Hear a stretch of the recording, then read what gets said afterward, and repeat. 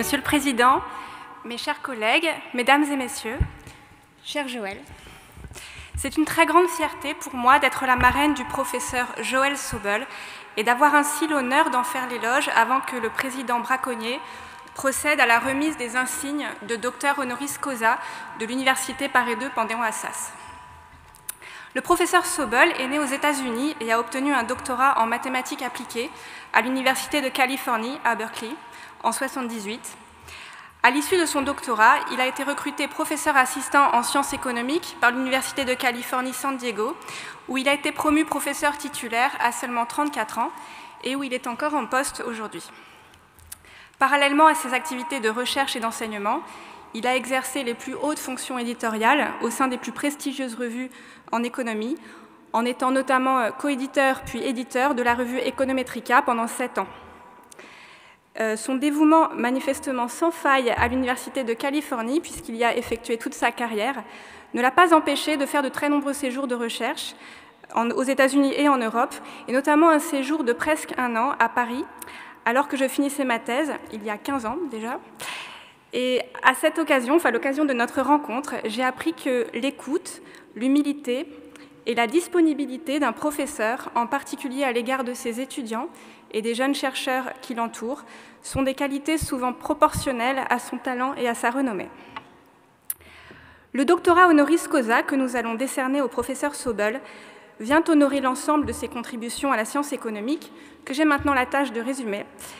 Tâches délicates, non seulement parce qu'elles sont très nombreuses, mais également aussi profondes que variées. Le professeur Sobel est un théoricien de l'économie, tant par sa méthodologie de travail, qui repose sur la construction et l'analyse de modèles, que par la nature conceptuelle de ses contributions à notre discipline, qui vont de l'analyse du bien-être collectif à l'agrégation des préférences individuelles, en passant par la sélection d'équilibre en théorie des jeux. Il a ainsi travaillé sur les questions fondamentales de l'allocation des ressources et de leur redistribution.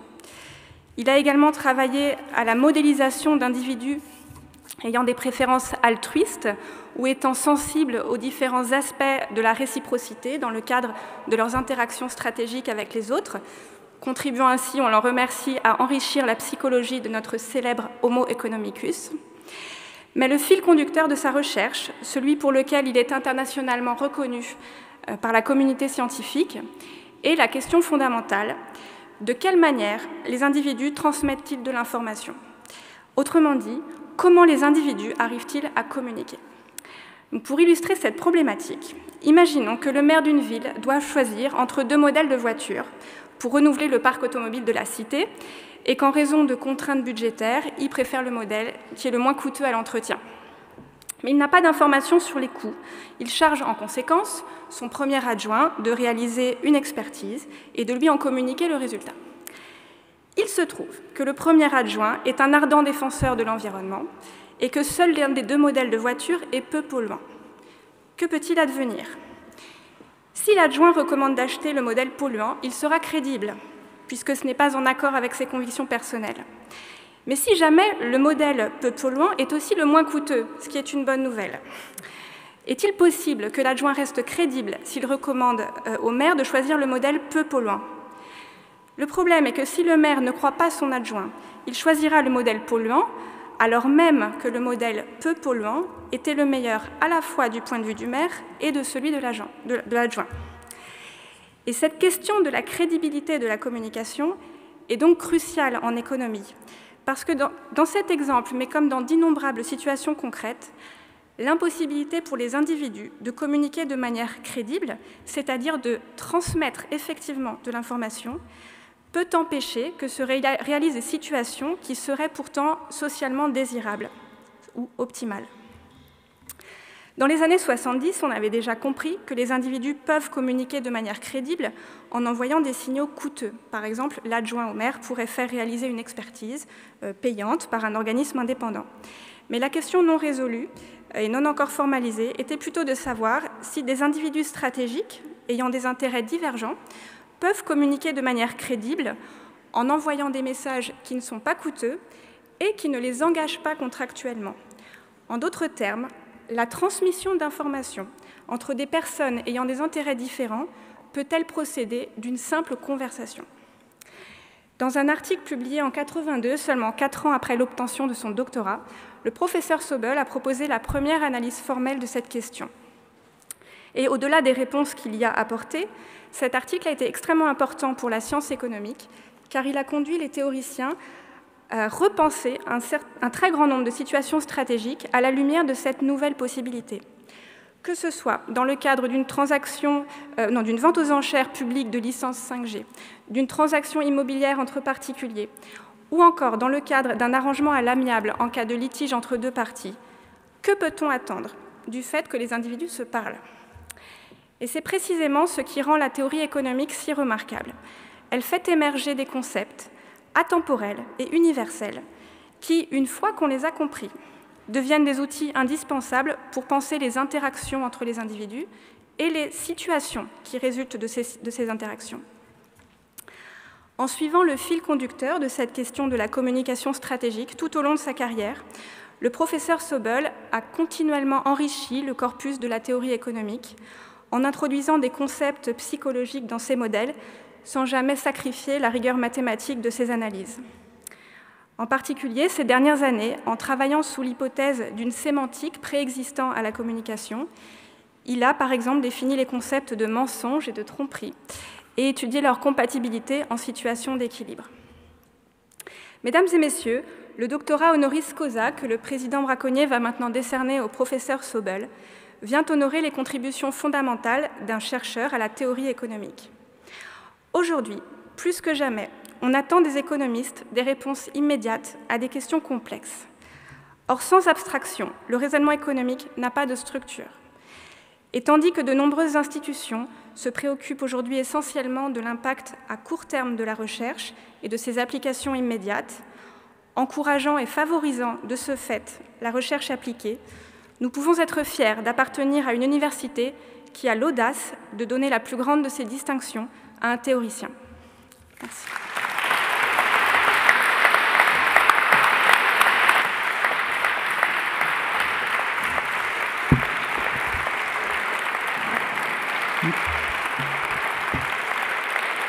Merci beaucoup.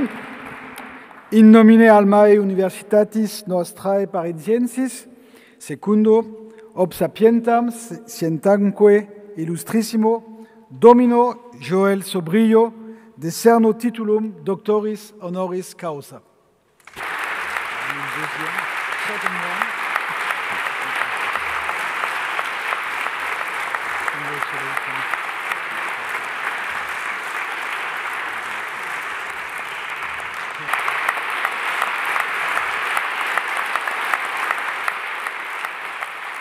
Tout le monde maintenant sait que je ne peux pas français.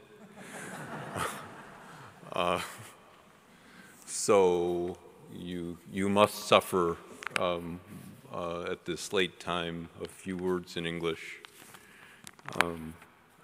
and pages and pages.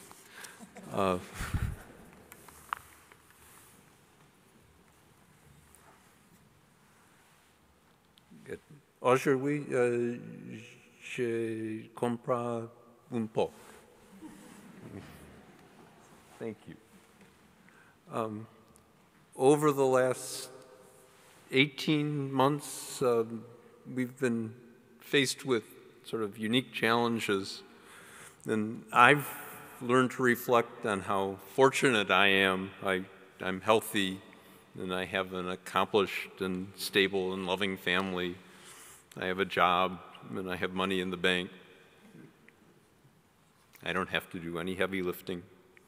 I live in a place with sunshine and open spaces. And because of these things, I've tried to practice gratitude and suppress my own tendency to get frustrated and annoyed with inevitable personal small setbacks. Today is different because I have something to be grateful for that's unexpected and undeserved and sort of bigger than me. And I'm delighted to be recognized by friends, by some colleagues who I've sort of watched grow up, and to have a chance to say a few words today. Yesterday at a conference in honor of Professor Allman confirmed a legend about Gerard Debreu, who is a famous mathematical economist and a member of my dissertation committee. And the legend is that if you invited Professor Debreu to dinner, if you were fortunate, he would compliment one element. Maybe zero, but never more than one. And this was, I think, to emphasize the importance of that one thing. If you may, I'm going to extend this idea. I have many, many people to give thanks to today, but I want to invoke one name, and out of fairness, it's a person who is not in this room. About 33 years ago, when he was my age, my dissertation advisor, David Gale, adopted Paris, and Paris adopted him as a second home. And we arranged several times to meet here, and I spent time with his partner in his apartment in the Marais. And I now associate Paris with him and with the intellectual community. And so relationships between parent and child, even intellectual parent and child, are sometimes complicated, but I hope that he understands how proud I was to be associated with him and what a amazing scholar and person he was. And I hope that somewhere he is proud that my accomplishments are recognized. I'm delighted that I have more reason to be tied to this community, to this city. Now I'm going to do something risky. I'm going to try to explain what I do. And this is risky because if I fail, you'll be bored and disappointed. And if I succeed, you'll be bored and disappointed. So I try. So imagine you have two people who want to engage in an exchange. Say you have the owner of a used car who wants to sell the car. So one party has information about that car, the other one lacks, how good the car is. Under certain conditions, you might imagine that the first party would want to convey the information to the second, say that the car is in good condition. And the seller would want the buyer to know that. But maybe if you had direct communication, this wouldn't be credible. If I just said the car was good, why would you believe me?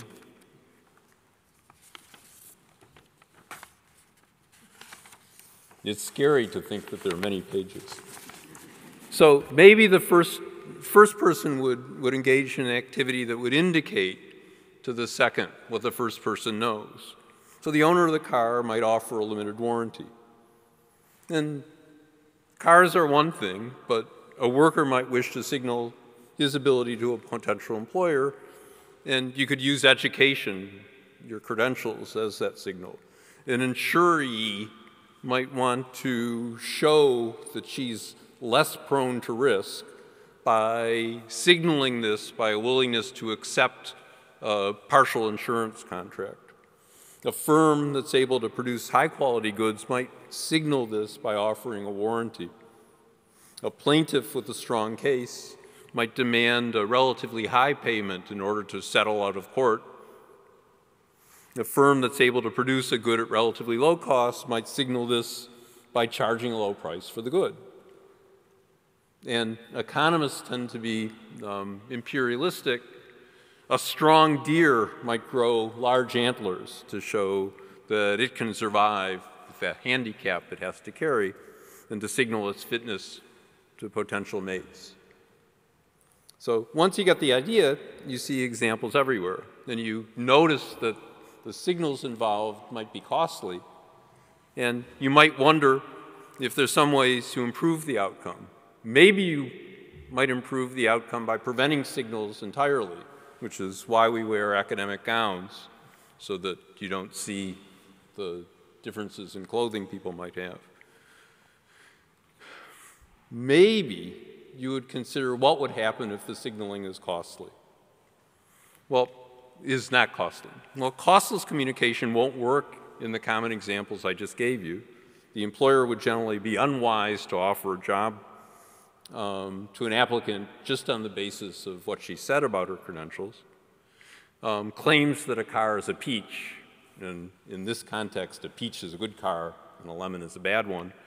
Claims that a car is a peach without proof wouldn't be credible, but they might be credible if they were provided by a coworker who shares a competing interest, or by a passerby who might ask for directions. I learned from my wife yesterday that perhaps another notion of this is the designation of champagnes. So you cheaply indicate that you are a good vintage. So that's the problem I study. And I'm going to tell you two things that I learned. The first is that communication failure is always possible. I can't tell you anything if you refuse to listen. Then you need not pay attention to me if I'm not saying anything useful. Henry David Thoreau said this 150 years ago. He wrote, "It takes two to speak truth, one to speak and the other to hear." Fortunately for my career, some people valued a mathematical expression. Second thing I learned is that game theory doesn't predict or restrict the words that one uses to communicate effectively. The words could be smoke signals, they could be hand gestures. What's important is that the speaker and the audience have a common understanding of the relationship between the underlying thoughts and the statement. So my inability to speak French doesn't prevent me from communicating. An ability to speak French wouldn't guarantee it. All that I can say at this point is that I hope that I have succeeded in communicating my gratitude for this honor. I'm very happy. Je ne peux pas encore parler français.